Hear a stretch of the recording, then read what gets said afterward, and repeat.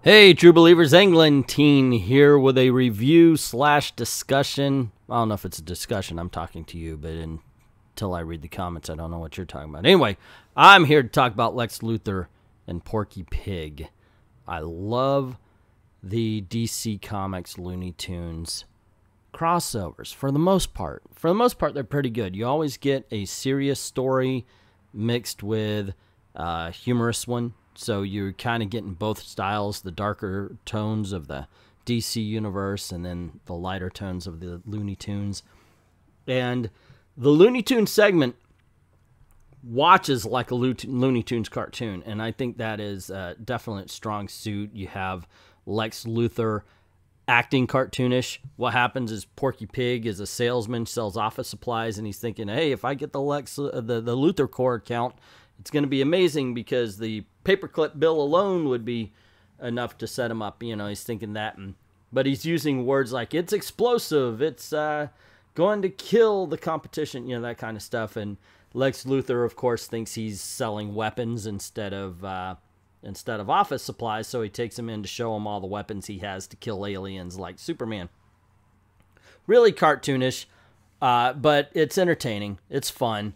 Definitely that, in my opinion, is actually a little stronger than the serious story, which really tries. It really, really tries. It's not bad, just it's not exactly good either. I mean, it really does just walk that yellow line, doesn't it?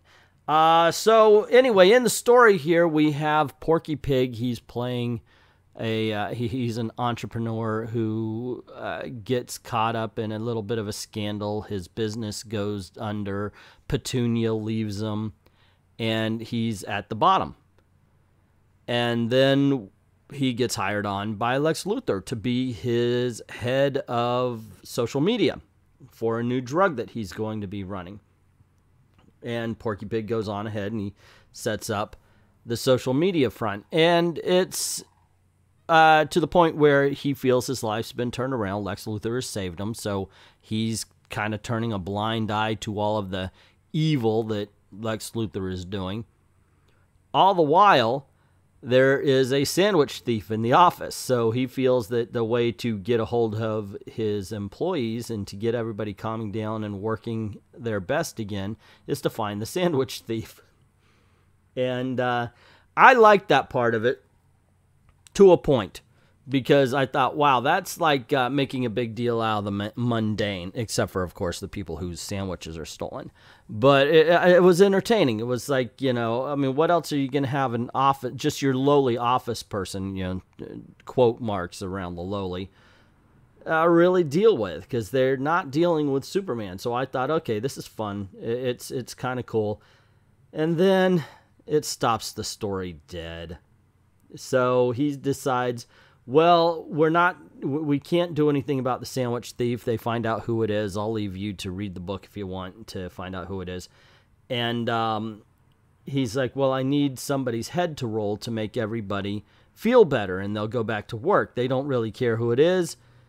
And so he says, I'll fire the immigrant. And, of course, the immigrant is the janitor. And I was like, oh, Lord in heaven. Seriously, that's where you guys are going with this? It stops it dead, really. Because in all honesty, he could have said anything. I'll fire the janitor. The janitor is always cleaning up. Maybe he's the one that's stealing. He's got the opportunity. It would still be bad, but it won't be message. And, you know, that's the big thing. It's just like, really? Because, we have to get rid of the immigrant to make the regular people feel good was basically what they were going for. And I was like, God dang it. You can't just be a story about a pig, a couple of bald guys doing business. You don't have enough drama. You have to throw that in there. Anywho, otherwise, this story is fun. I got to admit that one cover where he's sitting on the barber stool, the Porky Pig looks creepy as hell. That actually drew me in. I wanted to read this one more than any other just based on that creepy cover. And that cover is really creepy.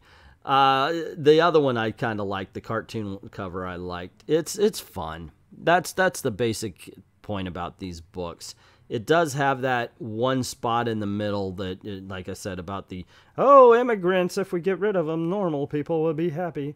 When you get past that, it's a decent story, but if you can get past that, I guess I should say. Overall, it's the only other thing is it's your usual big business guy equals evil. You're shown that as far as also the other two pharmaceutical titans are Dr. Ivo and Professor Savannah. So basically everybody who is a mogul is evil in this story. So it is a bit ham-fisted, pun intended. And yeah, so you do have to pay attention to that. If you can get by it, you can have a good time. If not, this is not the book for you. But that's just my opinion. What is yours? Have you read Lex Luthor and Porky Pig, and what did you think if you have? Or are you planning on buying it or not? Are you done with the crossovers? I'm not. I want to see more. I like them. I mean, granted, they have become a bit of a mixed bag, but I'm willing to give them one more shot, to tell you the truth. And I do have 2 more to go as far as this batch is concerned. But let me know, put down what you thought in the comment section below. Also, if you like this video, you know the drill. Click like, share. That gets word out about the channel. That's very important. And don't forget, if you haven't done it already, hit subscribe and the notification bell. Cool things happen around these parts. Hate for you to miss anything.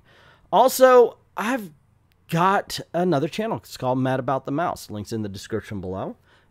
Talk about theme parks. I walk around theme parks, do all sorts of things like that, and it's a lot of fun. So check that out. Even if it's just a curiosity, by all means, please take a look. And if you don't mind helping out the channel, actually, both of them are kind of linked to the same Patreon. So if you don't mind helping out the channels, go on over to Patreon, drop $1 in the till. Help us keep the lights on, help us keep making videos for you. I'd like to thank everybody who's already done that. And to everyone, all of the true believers, thank you very, very much for watching.